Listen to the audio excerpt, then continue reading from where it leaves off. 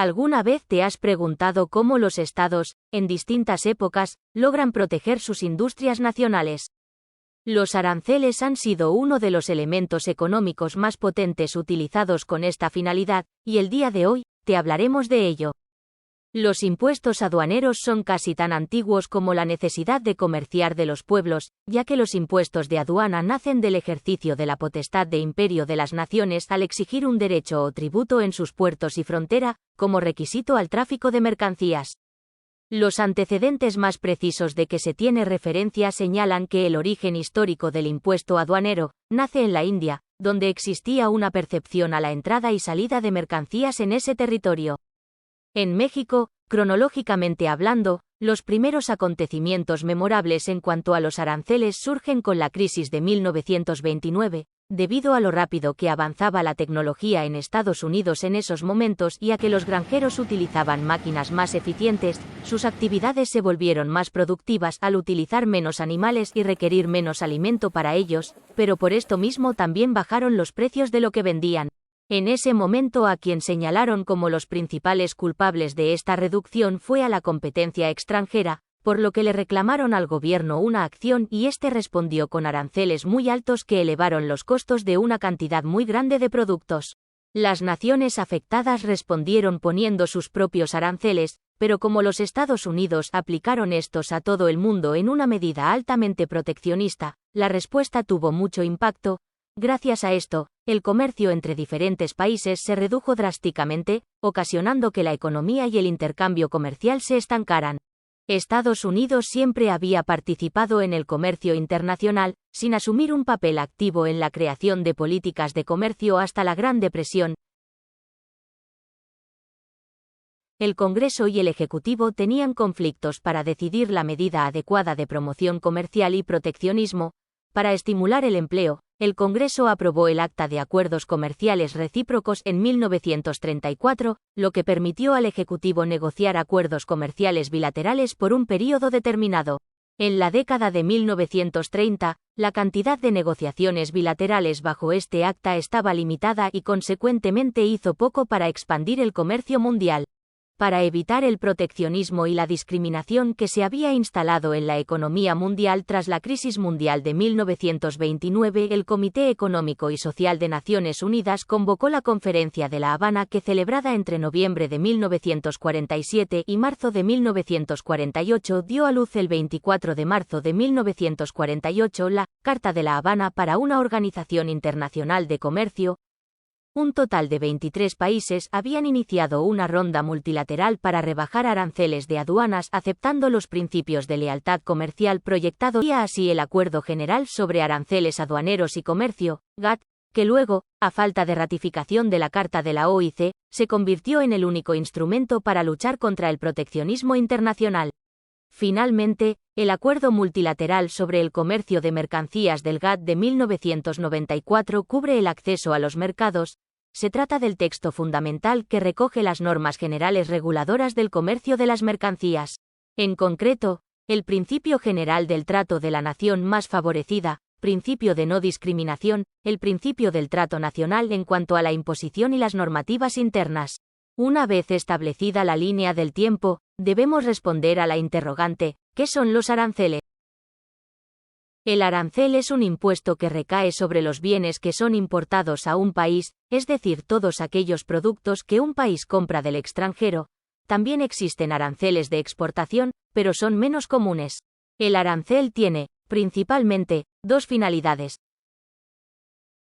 Finalidad protectora. Principalmente, pretende proteger los bienes producidos en el propio país que puedan verse afectados por la importación de determinados productos similares, es decir, proteger los productos nacionales frente a la competencia extranjera que produce bienes a precios inferiores. Con la obligación de pagar dicho arancel se pretende encarecer el precio de los productos importados para que sean menos competitivos en relación a los productos nacionales de un país. Finalidad recaudatoria. El cobro de aranceles supone un aumento de los ingresos del Estado. Si analizamos el artículo 12 de la Ley de Comercio Exterior, LCE, los aranceles se clasifican de la siguiente manera. Derecho ad valorem, es un porcentaje del valor de la mercadería, por ejemplo, un 5% del valor. Derecho específico, se considera el peso o volumen, por ejemplo, 5 euros por kilo. Derecho compuesto o mixto. Es una mezcla de los dos aranceles anteriores y fija un mínimo o un máximo, por ejemplo, 5% con un mínimo de $5 por kilo. Arancel cero. Esto se aplica en los casos donde existe un acuerdo de reducción o eliminación de aranceles para la circulación de bienes entre dos o más países, como es el caso de los Tratados de Libre Comercio, TLC.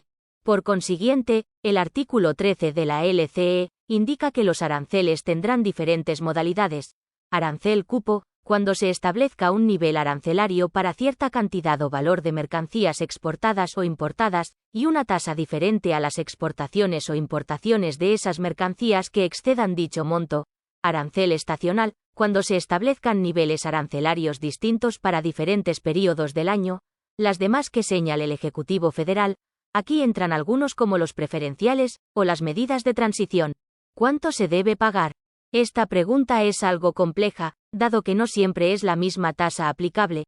Lo que se debe saber calcular es la base gravable, que es el llamado valor en aduana, determinado a través de diferentes métodos de valoración. Elementos constitutivos del arancel de aduana. 1.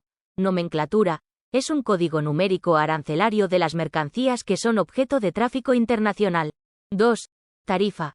Está compuesto por el régimen general que a su vez está compuesto por el gravamen, es decir, la cantidad que tiene asignada mediante porcentaje o específico, la importación de cada producto y el régimen legal. 3. Régimen legal. Consiste en los requisitos, generalmente los que deben presentarse y consignar a fin de nacionalizar la mercancía. 4.